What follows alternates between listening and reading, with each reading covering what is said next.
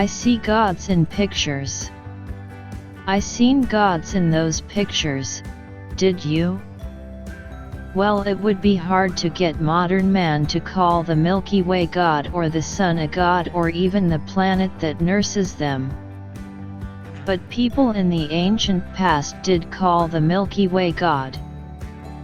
They knew that the mind of God was in the middle, and from there he created all around himself so as not to be seen by man, and called the Milky Way the second God. It was from the second God he would cause his divine will to take place and cause things to come about. That's creation. The Egyptians knew, the Babylonians knew, the Greeks knew, and many more. Well, what happened to those creature worshippers, as Hermes called them? Well, if ever you find someone that's in the religion of the mind, you got the people. Go back in time and you will find people like Agathos Daimon, Enki, Thoth, Tat, Osiris, Isis, Nephthys, Asclepius, and all the Atlantean gods, Babylonian gods, all the angels that came down before the Noah flood and after the Noah flood passed.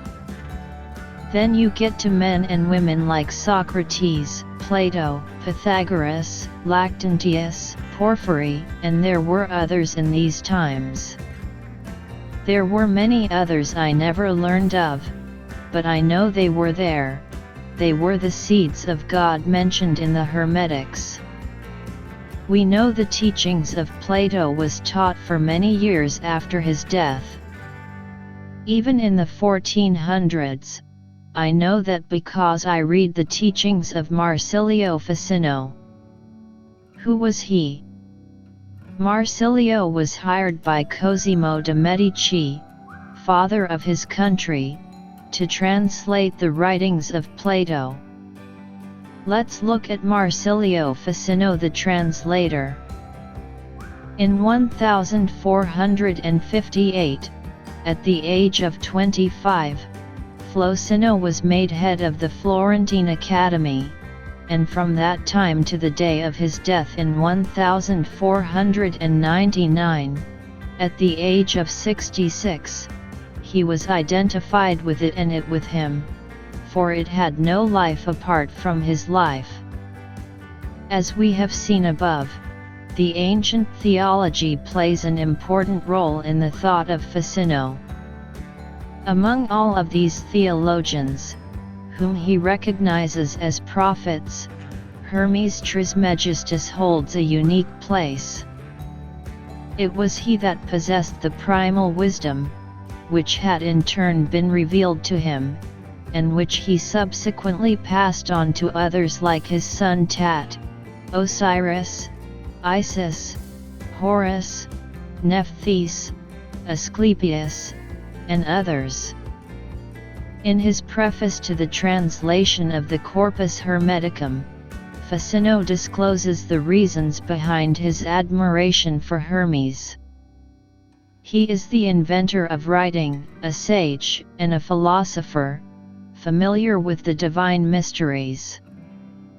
In the Hermetic works we find many Neoplatonic ideas, which could not but confirm in the eyes of Ficino their affinity to the ancient theology of the mind. Father of his country, Cosimo de' Medici, must have been a very important person because he hired Marsilio Ficino the Florentine to translate the writings of Plato and set him up in the Florentine Academy, and from that time to the day of his death in 1499, at the age of 66, Marsilio was identified with it and it with him, for it had no life apart from his life. The key in understanding why Marsilio changed his whole life is the divine key Thoth holds on his arm. Often you see other Egyptians holding that sacred key or offering it to others like Isis did to her sister Nephthys. Now I will say this about that sacred key. Every being alive today or will ever live, needs that key.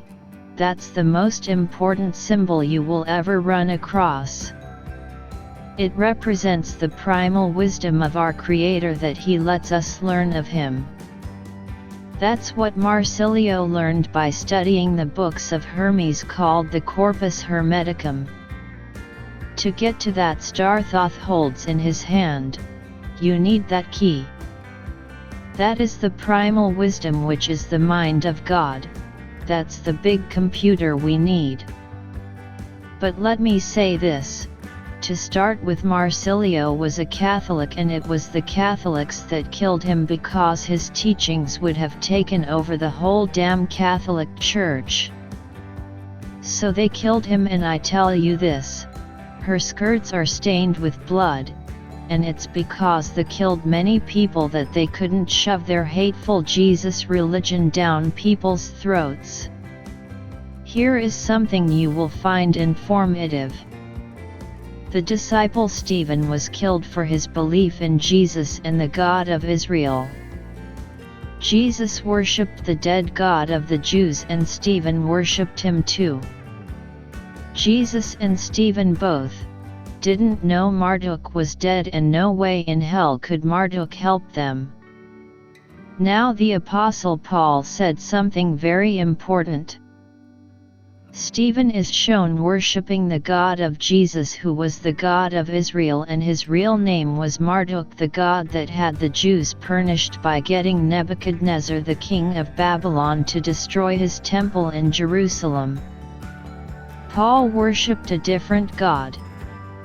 Let's look at what he said. But first look at what Hermes taught. Hermes said, "The Son is the greatest of the gods in heaven, to whom all the heavenly gods give place, as to a king and potentate, and yet he, being such a one, greater than the earth or the sea, is content to suffer infinite lesser stars to walk and move above himself. Whom does he fear all the while, Son?" Now look at what the Bible says. The memorable sermon preached by Paul to the Athenians when he stood in the midst of Mars Hill, and said, "I perceive, that in all things you are too superstitious. God that made the world and all things therein, seeing that he is Lord of heaven and earth, dwells not in temples made with hands, neither is worshipped with men's hands as though he needed anything, seeing he gives to all life, and breath, and all things. For in him we live, and move, and have our being, as certain also of your own poets have said, for we are also his offspring.